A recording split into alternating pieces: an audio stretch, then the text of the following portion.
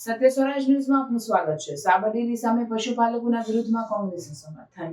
સાબરકાંઠા અરવલ્લી જિલ્લાના પશુપાલકો માટે કોંગ્રેસ આવ્યું મેદાને। પશુપાલકો સામે કરાયેલી કાર્યવાહી સહિત ફરિયાદ બાબતે રજૂઆત કરી જિલ્લા પોલીસ વડા કલેક્ટરને આપ્યો આવેદનપત્ર। ખેડ બ્રહ્મા ધારાસભ્ય તુષાર ચૌધરીની આગેવાનીમાં રજૂઆત।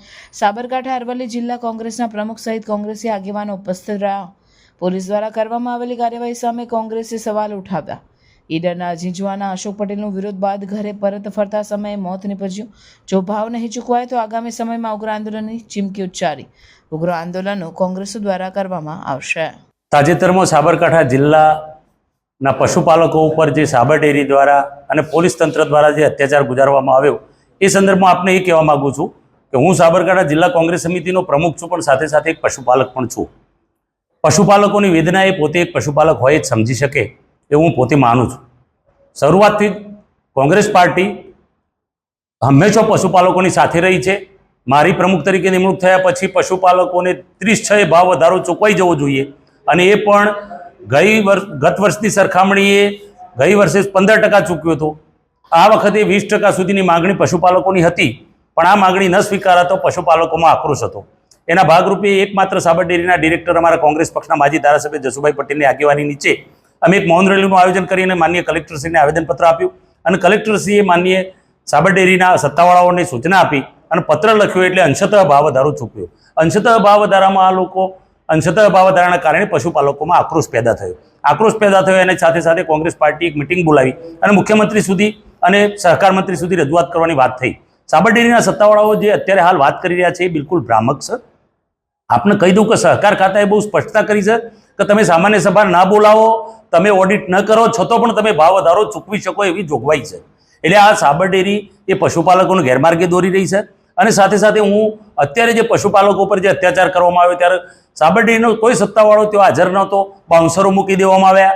સાબર ડેરી એ પશુપાલકોની જીવાદોરી સમાન છે કે જે માણસો પોતાનું ગુજરાન ચલાવવું, બિયારણ લાવી શકે, પોતાના બાળકોની શિક્ષણની ફી ભરી શકે, આવી પરિસ્થિતિની અંદર જ્યારે સાબર ડેરીના સત્તાવાળાઓએ પશુપાલકોનો અવાજ ન સાંભળ્યો ત્યારે પશુપાલકો આક્રમક બન્યા, આક્રોશિત થયા। ત્યારે સરકારી તંત્રના ઇશારે અને સાબર ડેરીના તંત્રના ઇશારે પશુપાલકો પર જે અત્યાચાર ગુજારવામાં આવ્યો અને લાઠીચાર્જ અને ટીયર ગેસના સેલ છોડવામાં આવ્યા, ત્યારે ઈડર તાલુકાના અશોકભાઈ ચૌધરીનું ટીયર ગેસ એક એક્સપાયર્ડ ડેટનો ટીયર ગેસ હતો, એ બધા જ જોવું છે, વોટ્સઅપ પર, ફેસબુક પર બધા આવી ગયું છે।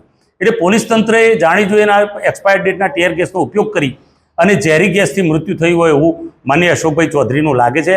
આજે અમે આવેદનપત્ર આપવા માટે માનનીય કલેક્ટરશ્રીને, માનનીય એસપીશ્રી અને મેનેજિંગ ડિરેક્ટરશ્રીને રજૂઆત કરવા માટે જવાના છીએ। કોંગ્રેસ પક્ષનું ડેલિગેશન માનનીય ડૉક્ટર તુષારભાઈ ચૌધરી સાહેબ અને અરવલ્લી જિલ્લા, સાબરકાંઠા જિલ્લાના કોંગ્રેસના બંને અમે પ્રમુખશ્રીઓ અને સાથે સાથે અમારા વરિષ્ઠ આગેવાનોને એક ડેલિગેશન મળવા જવાનું છે।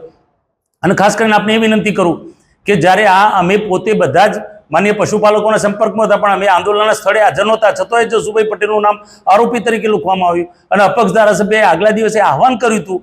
અપક્ષ ધારાસભ્યનો વિડીયો છે, અંદર ઉશ્કેરાટ થતું હોય એવું દેખાય છે, એ પોતે ત્યાં સામેલ હતા, એફઆઈઆરમાં એમનો ઉલ્લેખ કરેલો છે, છતાંય આરોપી તરીકે નામ દાખલ ન કરવામાં આવ્યું હોય ત્યારે ભારતીય જનતા પાર્ટીના શાસકો ચોક્કસપણે વિરોધ પક્ષને દબાવી દેવાનો અથવા તો વિરોધ પક્ષ અથવા કોઈ પણ આ રાજ્યની અંદર વિરોધ કરીને દબાવી દેવાની રાજનીતિ અખત્યાર કરી રહ્યા છે, એને હું સખત શબ્દોમાં વખોડું છું। આજે અમે એસપીશ્રીને મળીને આ બાબતે વાત કરવાની છે। સાથે સાથે અત્યારે હાલ પશુપાલકો એટલા બધા આક્રોશિત છે કે દૂધ ઢોળી રહ્યા છે। દરેકે દરેક દૂધ મંડળીઓમાં તમે જુઓ તો દૂધ ઢોળી રહ્યા। ત્યારે અમે આગામી દિવસોમાં કોંગ્રેસ પક્ષના આગેવાનો પશુપાલકો સાથે વિચાર વિમર્શ કરીને અમે વિનંતી કરવાના છીએ કે આપ જે જગતના તાજ છો અને આપની જે મુશ્કેલી પડી રહી છે, મુશ્કેલીની સાથે કોંગ્રેસ પાર્ટી તમારી સાથે છે, પણ આપ દૂધ ઢોળો છો એના કરતો ગરીબ માણસો, જે લોકો પાસે પશુપાલન નથી, જેમની પાસે દૂધની વ્યવસ્થા નથી, એવા ગરીબ માણસોને તમે દૂધ વિતરણ કરી અને એક સારું અને સકારાત્મક મેસેજ આપ મોકલો। હું ચોક્કસપણે આપને કહીશ કે ડૉક્ટર બાબા સાહેબ આંબેડકરની વિચારધારા સાથે જોડાયેલો માણસ છું, એટલે સંવિધાનના દાયરાની અંદર રહી અને કાયદાનું પાલન કરી અને ચોક્કસપણે આક્રમક રીતે વિરોધ થવો જોઈએ અને એ વિરોધ થશે। પશુપાલકોની સાથે પહેલા દિવસથી જ કોંગ્રેસ પાર્ટી હતી, છેલ્લા દિવસ સુધી રહેશે। જેને જે કહેવું હોય કે રાજકારણની રીતે હોય, વિરોધ પક્ષની જે સબળ ભૂમિકા હોય એ લોકશાહી પ્રક્રિયાની અંદર અદા કરવાની જ થાય। જેને જે કહેવું હોય કે એમાં અમને કંઈ વાંધો નથી, અમે લોકશાહી પદ્ધતિથી વિરોધ કરતા રહીશું અને પશુપાલકોની સાથે રહીશું। જે પ્રકારની ઘટના સોમવારે હિંમતનગર સાબરકાંઠા ડેરી ખાતે બની અને એમાં જે પ્રકારનો અત્યાચાર પશુપાલકો પર પોલીસ દ્વારા ગુજારવામાં આવ્યો, જે પ્રકારે ખોટી પોલીસ ફરિયાદો દાખલ કરવામાં આવી, આ ઘટનામાં આપ જુઓ તો દર વખત વર્ષે ગુજરાતમાં જે 16 જેટલી ડેરીઓ છે એની સામાન્ય સભા 30 જૂને મળી જ જતી હતી અને એ 30 જૂનની સામાન્ય સભા પછી અઠવાડિયામાં પશુપાલકોને ભાવફેરની રકમ પણ ચૂકવણી કરવામાં આવતી હતી. પણ આ વખતે સાબર ડેરી દ્વારા અસંખ્ય રકમ ચૂકવવામાં આવી છે, પૂરેપૂરી રકમ ચૂકવવામાં આવી નથી અને જે રકમ ચૂકવવામાં આવી છે એ પણ ઓછી છે. એને લઈને પશુપાલકો નારાજ હતા અને પોતાની વાત રજૂ કરવા માટે સાબર ડેરી ખાતે ભેગા થયા હતા. પણ સાબર ડેરી ખાતે સંચાલક મંડળે કોઈ પણ પ્રકારનો પ્રતિભાવ ન આપ્યો. ઉલટાનું સામેથી પોલીસ બોલાવીને જે પ્રકારનો અત્યાચાર કર્યો છે અને એ ઘટનાને દિવસે એક પશુપાલક શ્રી અશોકભાઈ ચૌધરીનું આ ઘટનાને કારણે મૃત્યુ પણ થયું છે. ત્યારે એના અનુસંધાનમાં આજે અમે 3 જગ્યાએ આવેદનપત્ર આપવાના છે.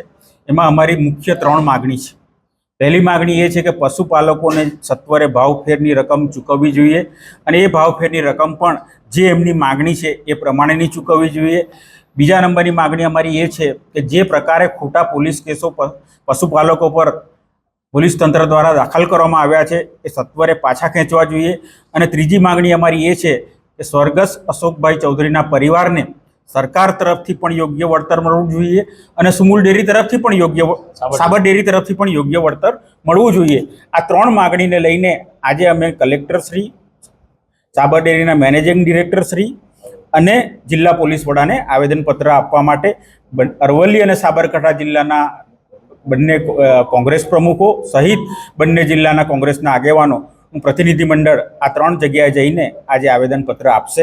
અને આ આવેદનપત્ર આપ્યા બાદ પણ જો પશુપાલકોની માગણી સંતોષવામાં નહીં આવે તો આવનારા દિવસોમાં કોંગ્રેસ ઉગ્ર કાર્યક્રમો પણ આપશે. અત્યારે જે પ્રકારે પશુપાલકોમાં નારાજગી ચાલી રહી છે, લોકોએ દૂધ ભરવાનું પણ બંધ કરી દીધું છે. ઘણી જગ્યાએ હાલના સાબર ડેરીના પ્રમુખની નાનામીઓ પણ કાઢવામાં આવી રહી છે અને તેમ છતાં પણ કોઈ પણ પ્રકારનો હકારાત્મક પ્રતિસાદ હજી સુધી સુમૂલ ડેરી તરફથી સાબર ડેરી તરફથી પશુપાલકોને મળ્યો નથી. તો અમે પશુપાલકો જોડે પણ ચર્ચા કરીશું કે કયા પ્રકારનું આંદોલન કરીએ કે કાર્યક્રમ કરીએ જેનાથી એમની માગણી સંતોષાય. એ પ્રકારે અમે નિર્ણય લઈશું.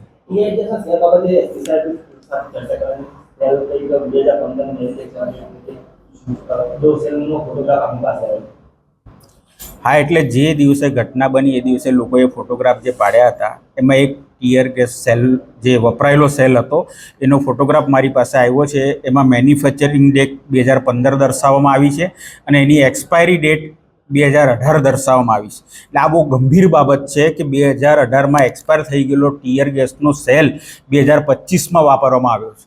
અને સાથે સાથે મને ડૉક્ટર તરીકે મને જે ખબર પડી કે અશોકભાઈ ચૌધરીનું જે પોસ્ટમોર્ટમ કરવામાં આવ્યું એનો જે રિપોર્ટ આવ્યો છે એમાં પણ ડૉક્ટરે સ્પષ્ટ કર્યું છે કે એમને કોઈ પણ પ્રકારની બાહ્ય ઇન્જરી નથી. તો મારું તો એવું માનવું છે કે આ ટીયર ગેસ જ ઝેરી થઈ ગયો હશે, એના કારણે ગુંગળામણને કારણે કદાચ એમનું મૃત્યુ થયું હોય એવું પણ હું માનું છું. એટલે આમાં પણ પોલીસ તંત્રએ કાચું કાપ્યું હોય એવું લાગી રહ્યું છે.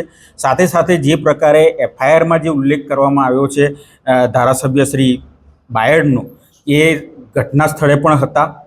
એમણે વિડીયો પણ બનાવેલા હતા અને વિડીયોમાં એમણે આહ્વાન પણ કરેલું હતું કે આ તારીખે સોમવારે બધાએ ત્યાં ભેગા થવાનું છે.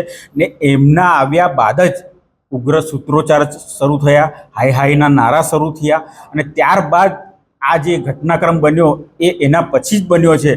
એ વસ્તુ એફઆઈઆરમાં છે પણ જે આરોપીના જે નામો છે એમાં એમનો કોઈ ઉલ્લેખ કરવામાં આવ્યો નથી. સામે પક્ષે અમારા જે પૂર્વ ધારાસભ્ય જસુભાઈ પટેલ એ પોતે ઘટના સ્થળે હાજર પણ નહોતા, તેમ છતાં એમનું પહેલા નંબર પર નામ લખવામાં આવ્યું છે. જસુભાઈએ વિરોધ કરવો જ હતો તો એમણે એમની રીતે અહિંસક રીતે કર્યો, મૌન રેલી કાઢી અને મૌન રેલીમાં હિંમતનગરમાં એમણે વિરોધ કર્યો જ હતો. તો પછી એમનું કેમ આરોપી તરીકે 1 નંબર પર નામ રાખવામાં આવ્યું છે? એ પણ પોલીસ તંત્રને વહાલા દવલાની નીતિ અપનાવી રહી હોય એવું અમને લાગી રહ્યું છે. સમાચારોની ઝડપી અપડેટ માટે હમણાં જ સત્ય સ્વરાજ ન્યૂઝ ચેનલને લાઇક, શેર અને સબસ્ક્રાઇબ કરો.